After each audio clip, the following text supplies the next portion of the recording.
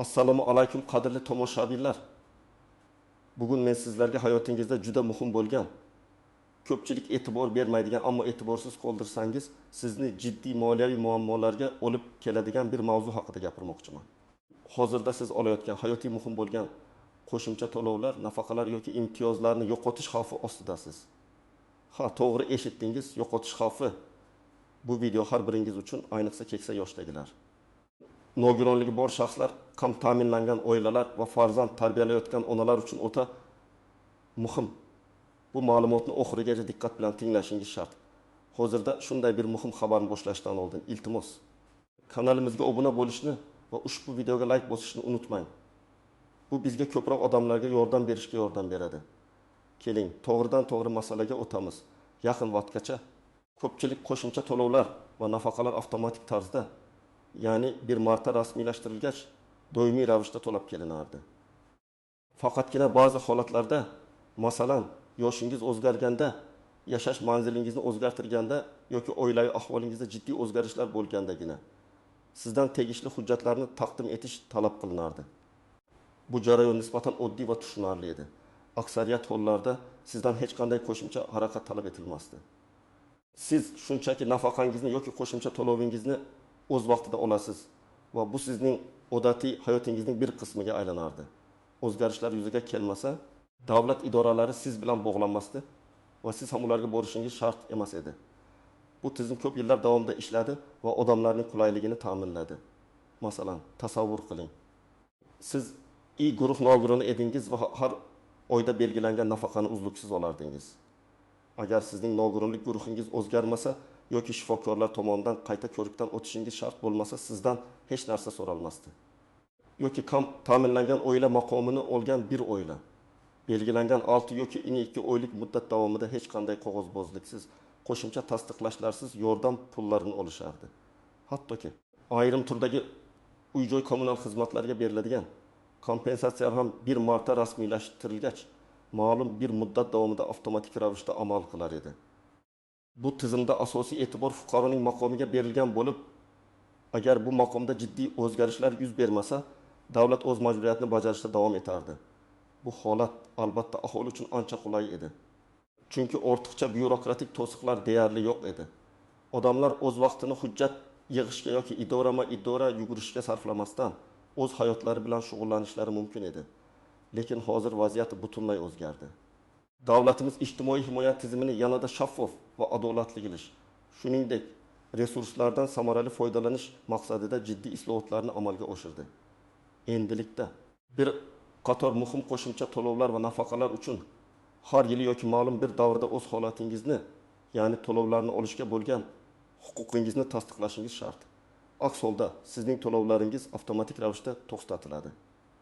Bu jarayon majburiy qayta ro'yxatdan o'tish yoki maqomni tasdiqlash deb ataladi va bu siz kutganingizdan ko'ra murakkabroq bo'lishi mumkin. Keling, buni yanada batafsil ko'rib chiqamiz. Nimalarni bilishingiz kerak avvalo, nimalarni bilishingiz kerakligini tushuntiraman.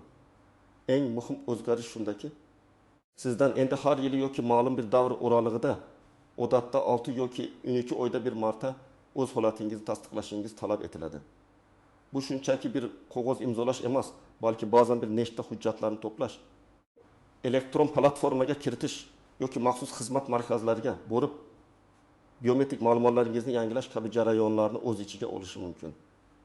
Bu yangi tizimning asosiy maqsadi davlat tomonidan berilayotgan yordamni chinakamiga muhtoj bo'lganlarga yo'naltirish, shuningdek shaffoflikni oshirish va qing'ir yo'llar bilan imtiyozlardan foydalanuvchilarning oldini olishdir. Misol uchun ilgari oila daromadini soxtalashtirish, ish joyini yashirish yoki oila tarkibi o'zgarganda bu haqda xabar bermaslik kabi holatlar uchrab turardi. Yangi tizim esa barcha ma'lumotlarni turli davlat idoralarining bazalari bilan avtomatik tarzda solishtirish imkonini beradi. Bu esa xatolarni va suiiste'molliklarni kamaytiradi. Ammo buning evaziga fuqarolardan ko'proq faollik va mas'uliyat talab etiladi. Kimlar xavotir olishi kerak? Bu yangi qoidalar bir qator ijtimoiy toifadagi fuqarolarga ta'sir qiladi. Agar siz quyidagi to'lovlarning birortasini olayotgan bo'lsangiz, demak, siz diqqat bilan tinglashingiz shart. Bir, kam ta'minlangan oilalar uchun bolalar nafaqalari va moddiy yordam. Bu turdagi to'lovlar ko'pincha oilaning daromadi va tarkibiga bog'liq bo'lganligi sababli eng birinchi bo'lib qayta tasdiqlashni talab qiladi. 2. Nogironligi bo'lgan shaxslarga beriladigan qo'shimcha to'lovlar asosiy nafaqaga qo'shimcha ravishda bu yerda nogironlik guruhidan qat'i nazar ba'zi turdagi qo'shimcha yordamlar qayta tasdiqlanishi mumkin. O'quvchisini yo'qotgan oilalar uchun nafaqalar ba'zi holatlarda. Agar nafaqa oluvchi bolaning yoshi yoki oilaviy holatda o'zgarishlar bo'lsa, bu nafaqalar ham nazoratga olinadi.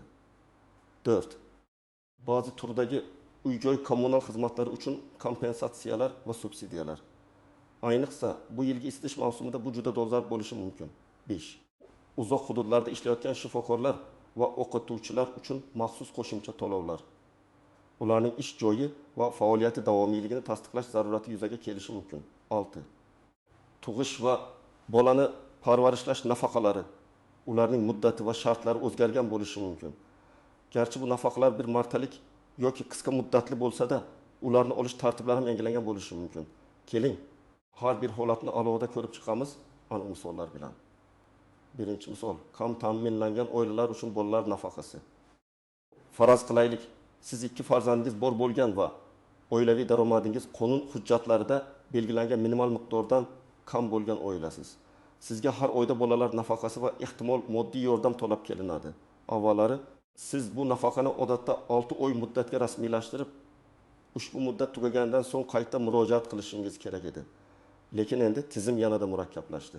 Endilikda sizning oilaviy ahvolingiz va daromadlaringiz har chorakda avtomatik tarzda tekshirilishi mumkin.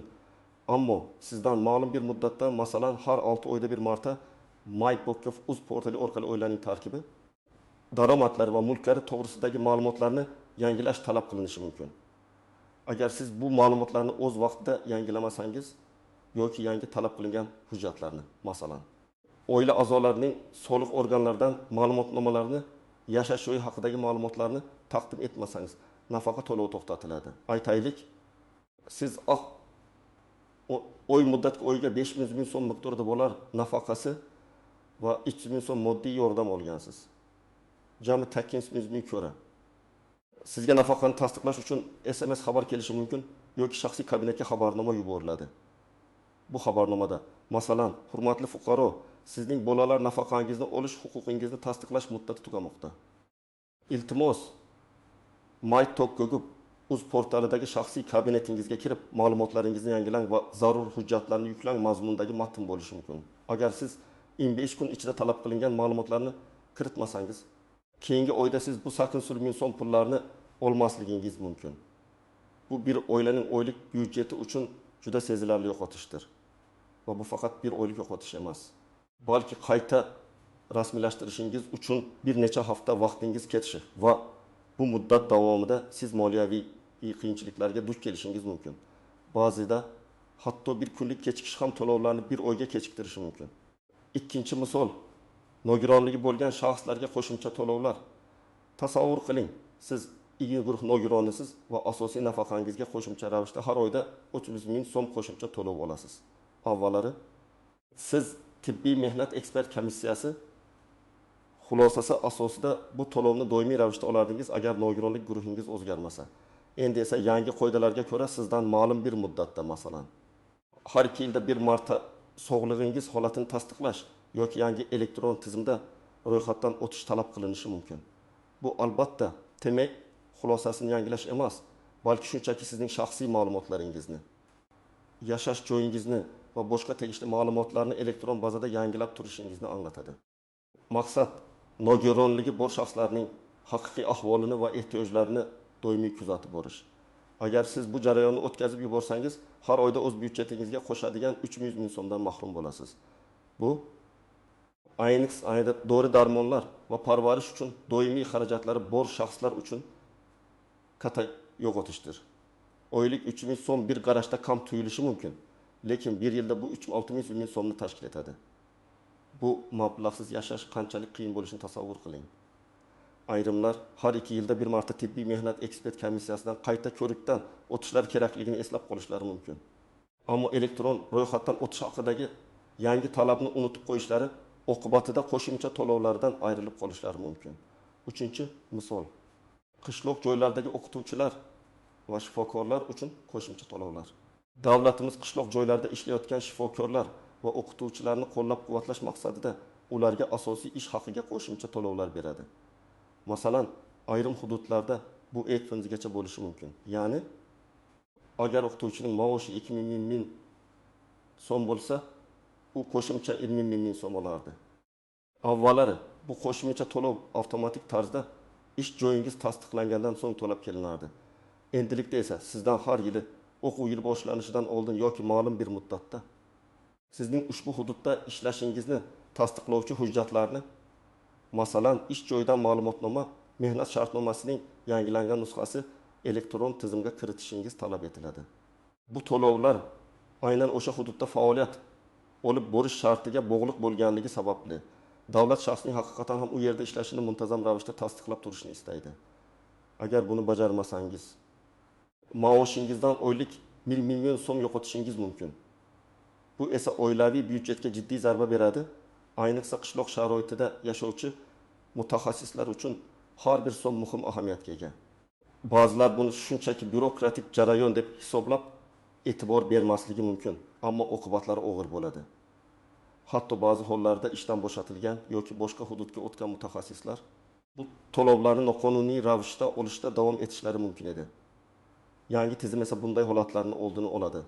4-misol, uy-joy kommunal xizmatlari uchun kompensatsiyalar ba'zi oilalarga, ayniqsa uyushgan kam ta'minlangan oilalarga yoki nogironligi bo'lgan shaxslarga kommunal xizmatlar uchun to'lanadigan to'lovlarning ma'lum bir qismi kompensatsiya qilinadi. Masalan, isitish yoki elektr energiyasi uchun oyiga 1 ming so'm kompensatsiya. Avval bu to'lovlar shahar yoki tuman hokimiyatining ijtimoiy himoya bo'limlari orqali rasmiylashtirilar va avtomatik ravishda hisobingizga o'tkazib berilardi. Yangi tizimda esa sizdan har yili yozgi mavsum tugab, isitish mavsumi boshlanishidan oldin sizning bu imtiyozga bo'lgan huquqingizni tasdiqlash uchun ariza topshirishingiz talab etilishi mumkin. Bu arizaga sizning uy-joyingizga tegishli hujjatlar, oila tarkibi va daromadlari to'g'risidagi ma'lumotlar ilova qilinishi kerak. Maqsad haqiqatan ham kompensatsiya oluvchi oilaning moliyaviy ahvolini va uy-joy sharoitini har yili baholash. Agar siz bu arizani o'z vaqtida bermasangiz, mavsum boshlanishida sizning kommunal to'lov hisobingizdan 1 million so'm yo'qolganini ko'rishingiz mumkin. Bu esa ayniqsa qish mavsumida oilaviy byudjetga sezilarli ta'sir qiladi. Masalan, sizning oilangiz isitish uchun har oy 300 ming so'm to'lashi kerak bo'lsa, kompensatsiya bilan atigi 1 ming so'm to'laysiz. Kompensatsiya bekor bo'lsa, sizning to'lov yukingiz 2 barobarga oshadi. Kimlar xavotir olmasligi kerak? Yaxshi xabar shundaki, barcha to'lovlar ham ushbu yangi qoidalarga kirmaydi. Asosiy pensiya, ya'ni yoshga doir pensiya va xizmat muddati bo'yicha beriladigan pensiyalar ko'p hollarda avtomatik tarzda to'lanishda davom etadi. Agar siz ushbu turdagi pensiyani olsangiz va unga hech qanday maxsus qo'shimcha to'lovlar bog'liq bo'lmasa, demak sizning holatingizda katta o'zgarishlar bo'lmagan. Masalan, agar siz faqatgina yoshga doir oddiy pensiya oluvchi shaxs bo'lsangiz va qo'shimcha moddiy yordamlar yoki boshqa imtiyozlar olmasangiz, sizdan muntazam ravishda qayta ro'yxatdan o'tish talab qilinmasligi mumkin. Bu turdagi pensiyalar avtomatik ravishda yangilanadi va sizning faqatgina pasport ma'lumotlaringiz yoki yashash joyingiz o'zgargandagina o'zgarishlar kiritishingiz talab etiladi. Lekin shuni ham unutmangki, har doim hammasi aniq emas.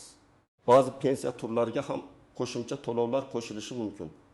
Masalan, yolg'iz keksalarga beriladigan moddiy yordam va aynan ana shunday qo'shimcha to'lovlar sizdan tasdiqlashni talab qilishi mumkin. Shuning uchun har qanday shubhali holatda o'zingizga tegishli ijtimoiy himoya bo'limiga yoki pensiya jamg'armasiga murojaat qilishdan erinmang. Yaxshisi ortiqcha tekshirgan ma'qul yo'qotishdan ko'ra. Har bir holat individual bo'lishi mumkinligini va umumiy qoidalar ham o'zgarishi mumkinligini doim yodda tuting. Istisnolar, tuzoqlar va unchalik ko'zga tashlanmaydigan nozik jihatlar endi esa e'tiboringizni bu yangi tizimning istisnolari, tuzoqlari va unchalik ko'zga tashlanmaydigan nozik jihatlariga qaratmoqchiman. Chunki hamma narsa oson bo'ladi deb o'ylash keyinchalik kutilmagan muammolarga olib kelishi mumkin. Davlat albatta fuqarolarga yengillik yaratishga intiladi. Ammo har qanday yangi tizimda dastlabki davrda qiyinchiliklar va noaniqliklar bo'ladi. Birinchi tuzoq texnik qiyinchiliklar va raqamli savodxonlikning yetishmasligi. Yangi tizimning asosiy qismi My.gov. Uz portali yoki boshqa elektron hukumat xizmatlari orqali amalga oshirilmoqda. Bu yosh va texnologiyadan foydalanishga odatlangan odamlar uchun juda qulay. Ular uydan turib bir necha daqiqada arizani to'ldirishlari, hujjatlarni yuklashlari va jarayonni kuzatishlari mumkin. Lekin bizning jamiyatimizda hali ham elektron qurilmalardan foydalanishda qiynaladigan, internetga kirish imkoniyati cheklangan yoki raqamli savodxonligi past bo'lgan ko'plab fuqarolar bor.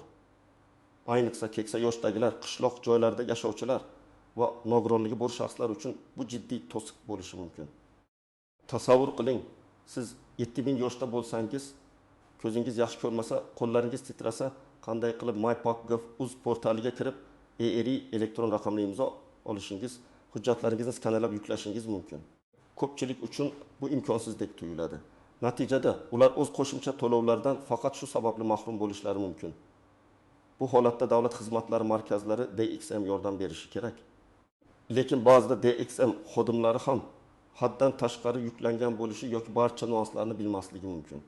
Siz navbatda uzoq kutishingiz yoki bir necha marta borishingizga to'g'ri kelishi mumkin. Ikkinchi tuzoq.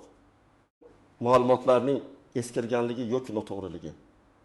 Siz o'z ma'lumotlaringizni bir marta kiritdingiz va u to'g'ri edi. Ammo keyinchalik yashash manzilingiz o'zgardi, oila a'zoyingizning familiyasi o'zgardi masalan. Turmushga chiqqandan keyin yoki bank hisob raqamingiz o'zgardi. Agar siz bu o'zgarishlarni o'z vaqtida yangi tizimga kiritmasangiz, sizning arizangiz rad etilishi yoki to'lovlar to'xtatilishi mumkin. Davlat tizimlari orasidagi ma'lumotlar almashinuvi yaxshilangan bo'lsa-da, ba'zi ma'lumotlarni, ayniqsa bank rekvizitlarini sizning o'zingiz yangilashingiz talab qilinadi. Hatto eng kichik xato masalan, pasport seriyasi yoki raqamida bitta sonning noto'g'ri kiritilishi katta muammolarga sabab bo'lishi mumkin. Sizning shaxsiy ma'lumotlaringiz davlat bazasida noto'g'ri aks etgan bo'lishi ham mumkin. Buni Maya Gov.uz portalidagi shaxsiy kabinetingiz orqali yoki DXMga murojaat qilib tekshirish va tuzatish zarur. Hujjatlaringizdagi har bir harf va raqamga e'tibor berish juda muhim. Aks holda sizning arizangizni ko'rib chiqish muddati cho'zilib ketadi yoki umuman rad etiladi. Siz esa buning sababini aniqlay olmaysiz. Uchinchi tuzoq, belgilangan muddatlar va ogohlantirish mexanizmlari. Har bir qo'shimcha to'lov yoki nafaqani tasdiqlash uchun o'ziga xos muddatlar belgilangan. Bu muddatlar qat'iy va ularni o'tkazib yuborish jiddiy oqibatlarga olib keladi. Afsuski, ko'pchilik fuqarolar bu muddatlardan xabardor emas yoki kelgan SMS xabarlarga e'tibor bermaydi. Ba'zida SMS xabarlar umuman kelmay qolishi ham mumkin. Masalan, telefon raqamingiz eski bo'lsa yoki sim kartangiz faol bo'lmasa yoki telefoningizda xotira to'lib qolgan bo'lsa. Shuning uchun faqat ogohlantirish kelishini kutib o'tirmang. O'zingiz muntazam ravishda My.gov uz portalidagi shaxsiy kabinetingizni tekshirib turing yoki tegishli tashkilotlarga murojaat qiling. Men xabar olmagandim bahonasi afsuski qonuniy kuchga ega emas. Davlat organlari sizni xabardor qilishga harakat qiladi.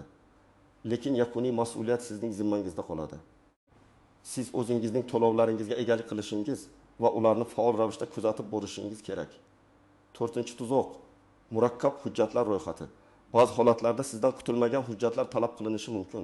Masalan, oilaviy daromadni tasdiqlash uchun har bir oila a'zosining ish joyidan ma'lumotnoma yoki tadbirkor bo'lsa, soliq deklaratsiyasi. Ba'zan hatto yer maydoni yoki chorva mollari to'g'risidagi ma'lumotlar ham talab qilinishi mumkin. Bu hujjatlarni to'plash va ularni to'g'ri shaklda taqdim etish ko'pchilik uchun qiyinchilik tug'diradi. Ayniqsa, agar oila a'zolari turli hududlarda yashasa yoki ishlash joylari tez-tez o'zgarib tursa, zarur ma'lumotnomalarni olish qiyin bo'lishi mumkin. Ayrim ma'lumotnomalarning amal qilish muddati cheklangan bo'lib, ularni o'z vaqtida olishga ulgurmaslik ham muammoga sabab bo'ladi. Har doim hujjatlar ro'yxatini aniqlashtirish va ularni imkon qadar tezroq tayyorlashga harakat qiling. Nozik jihatlar va istisnolar 1. Avtomatik yangilanishlar. Ba'zi ma'lumotlar, masalan, pasport ma'lumotlari yoki tug'ilganlik haqidagi guvohnomalar endilikda turli davlat idoralari o'rtasida avtomatik tarzda almashinishi mumkin. Bu sizga ma'lum bir yukni kamaytiradi. Misol uchun, sizning pasportingiz yangilangan bo'lsa, bu haqda pensiya jamg'armasiga yoki boshqa idoralarga xabar berishingiz shart bo'lmasligi mumkin. Chunki ular buni Ichki ishlar vazirligi bazasidan avtomatik oladi. Lekin bu hali barcha ma'lumotlarga taalluqli emas. Qaysi ma'lumotlar avtomatik yangilanishini aniqlashtirish uchun har doim mas'ul idoraga murojaat qiling. Xato qilib, kerakli hujjatni taqdim etmaslikdan ko'ra ortiqcha surishtirgan ma'qul. 2. Yagona elektron tizim. Hozirda davlat ijtimoiy himoya tizimini yagona elektron tizimga birlashtirish ustida ishlamoqda. Bu kelajakda hujjatbozlikni kamaytirishi mumkin. Chunki barcha ma'lumotlar bir joyda saqlanadi va idoralar o'rtasida tezkor almashinuv ta'minlanadi. Ammo hozirda turli idoralar o'rtasida ma'lumotlar almashinuvi to'liq yo'lga qo'yilmagan bo'lishi mumkin. Shu sababli sizdan ba'zi ma'lumotlarni qayta taqdim etish talab qilinishi mumkin. Bu holat vaqtinchalik bo'lib, kelajakda bartaraf etilishi kutilmoqda. Vaqtinchalik qiyinchiliklar tizim yangi bo'lganligi sababli. Dastlabki davrida texnik nosozliklar, dasturiy xatolar yoki serverning haddan tashqari yuklanishi kabi muammolar yuzaga kelishi mumkin. Masalan, MyPochgov.uz sayti ma'lum bir vaqtda ishlamay qolishi, yuklangan hujjatlar ko'rinmay qolishi yoki arizani jo'natishda xatolik yuz berishi mumkin. Bunday holatlarda sabrli bo'lish va bir necha soatdan yoki kundan keyin qayta urinish yoki davlat xizmatlari markaziga borish tavsiya etiladi. Ba'zida esa rasmiy saytlarda texnik ishlar olib bo'lishi sababli vaqtinchalik xizmat ko'rsatilmasligi ham mumkin. Bunday holatlarni ijtimoiy tarmoqlardagi rasmiy sahifalar orqali kuzatib boring. 4. Jismoniy imkoniyati cheklangan shaxslar uchun yordam. Nogironligi bor shaxslar yoki qariyalar uchun maxsus yordam xizmatlari mavjud bo'lishi kerak. Masalan, ijtimoiy xodimlar ularga elektron arizalarni to'ldirishda yordam berishlari mumkin. Lekin bu xizmatlar haqida hamma ham bilmaydi va ular doim ham mavjud bo'lavermaydi. Imkoniyatingiz bo'lsa, yaqinlaringizdan yordam so'rang. Oilangiz a'zolaridan, farzandlaringizdan, nabiralaringizdan ushbu jarayonni amalga oshirishda ko'mak so'rashdan uyalmang. Xulosa qilib aytganda, yangi tizimning maqsadi yaxshi bo'lsa-da, u o'zida bir qancha murakkabliklarni yashiradi. Ayniqsa, bizning aholimizning barcha qatlamlari uchun teng imkoniyatlar yaratishda hali ko'p ishlar qilinishi kerak. Ammo bu sizning o'z haqqingizdan voz kechishingiz kerak degani emas. Aksincha, ogoh bo'ling va faol harakat qiling. Amaliy maslahatlar xo'sh. Endi eng muhim qismiga yetib keldik. Siz nima qilishingiz kerak? Qanday qilib o'z qo'shimcha to'lovlaringizni saqlab qolishingiz mumkin? Mana siz uchun aniq bosqichma-bosqich ko'rsatmalar. Birinchi qadam, ma'lumotlaringizni tekshiring va yangilang. 1. MyToyga.uz portalida ro'yxatdan o'ting. Agar sizda hali shaxsiy kabinet bo'lmasa, zudlik bilan MyToyga.uz portalida ro'yxatdan o'ting. Bu birinchi va eng muhim qadam. Buning uchun sizga pasport, JSHIS, shaxsiy identifikatsiya raqami va elektron pochta manzili kerak bo'ladi. Agar elektron raqamlingiz bo'lmasa, uni DXM orqali yoki MyPochgov.uz saytining o'zida onlayn olishingiz mumkin. ERI shaxsiy kabinetga kirish va hujjatlarni tasdiqlash uchun juda muhim. Chunki u sizning shaxsingizni tasdiqlovchi yagona vositadir. 2. Shaxsiy kabinetingizni muntazam tekshiring. Har oyda kamida bir marta MyPochgov.uz portalidagi shaxsiy kabinetingizga kirib, biron bir yangi xabarnoma, talabnoma yoki so'rovlar bor yo'qligini tekshiring. Sizga kelishi mumkin bo'lgan SMS yoki elektron pochta xabarlariga to'liq ishonib qolmang. Chunki ular ba'zida kechikib kelishi yoki umuman yetib bormasligi mumkin. O'tuv, aloqa ma'lumotlaringizni yangilab turing. MyToyga.uzdagi profilingizni, telefon raqamingiz, elektron pochtangiz va yashash manzilingiz doim to'g'ri va dolzarb ekanligiga ishonch hosil qiling. Agar telefon raqamingiz o'zgarsa, uni tezda yangilang, aks holda muhim xabarnomalarni o'tkazib yuborishingiz mumkin. Ikkinchi qadam. Qaysi to'lovlarni olayotganingizni aniqlang va ularning muddatlarini biling. 1. Barcha imtiyozlaringizni ro'yxatga oling. Qaysi davlat imtiyozlari, nafaqalar va qo'shimcha to'lovlarni olayotganingizni qog'ozga yozib oling. Har birining berilish muddatini. Masalan, bolalar nafaqasi har 6 oyda tasdiqlanishi kerak. Nogironlik bo'yicha qo'shimcha to'lov har 2 yilda tekshiriladi. Aniqlang.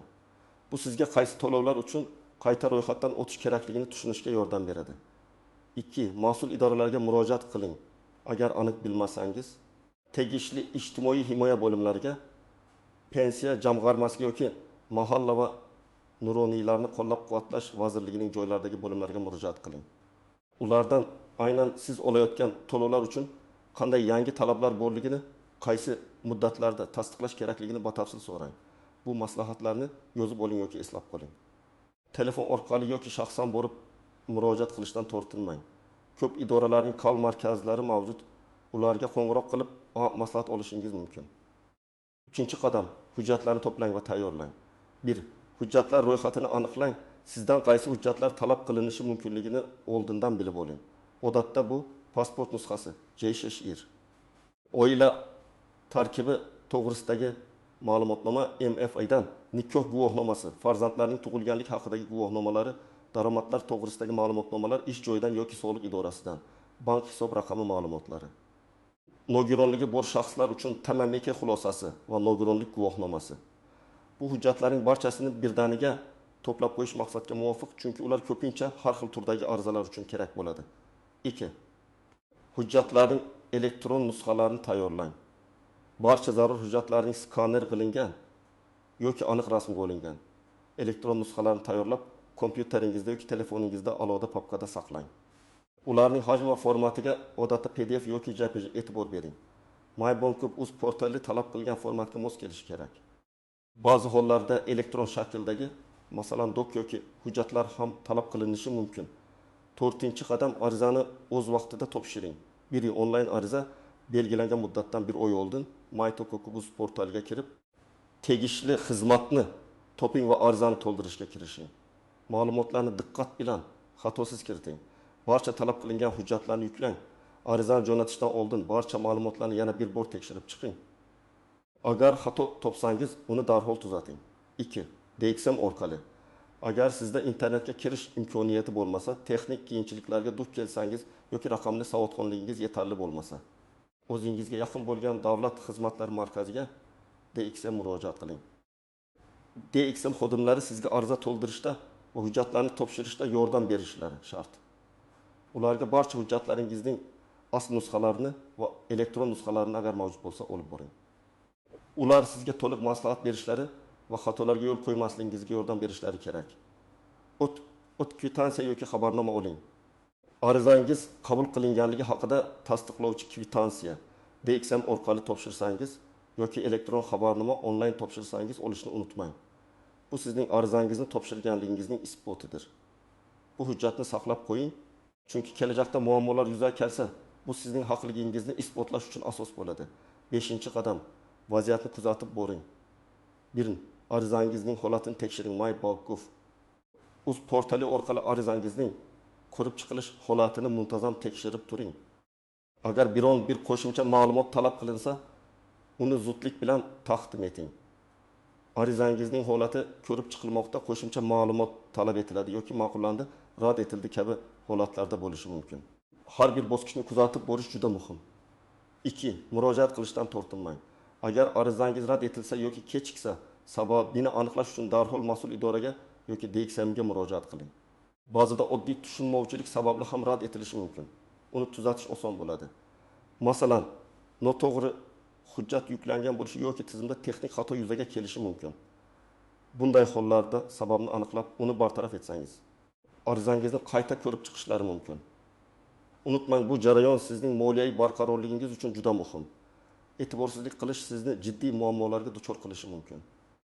Agar biron bir savolingiz bo'lsa, sharhlarda yozib qoldiring. Imkon qadar javob berishga harakat qilaman yoki keyingi videolarda tushuntiraman. Demak, qadrli do'stlar, bugun biz sizning qo'shimcha to'lov va nafaqalaringizni saqlab qolish uchun nimalar qilishingiz kerakligi haqida batafsil gaplashdik. Eng muhim jihat shuki, yangi qoidalar endi sizdan faollikni talab qiladi. Avtomatik to'lovlar davri ko'p hollarda yakunlanganini unutmang. Sizning vazifangiz ogoh bo'lish, o'z vaqtida ma'lumotlarni yangilash, hujjatlarni tayyorlash va arizalarni topshirish. Bu qadamlarni bajarmaslik o'z haqqingizdan o'zingizni mahrum qilish bilan barobardir. Umid qilamanki, ushbu video siz uchun juda foydali bo'ldi. O'z fikr-mulohazalaringizni, savollaringizni sharhlar bo'limida qoldiring. Bu video boshqalarga ham yordam berishi uchun uni do'stlaringiz va yaqinlaringizga ulashishni unutmang. Va albatta bizning kanalimizga obuna bo'lib, ushbu videoga like bosing. Keyingi videolarda ko'rishguncha o'zingizni ehtiyot qiling va moliyaviy barqarorligingizga e'tiborli bo'ling.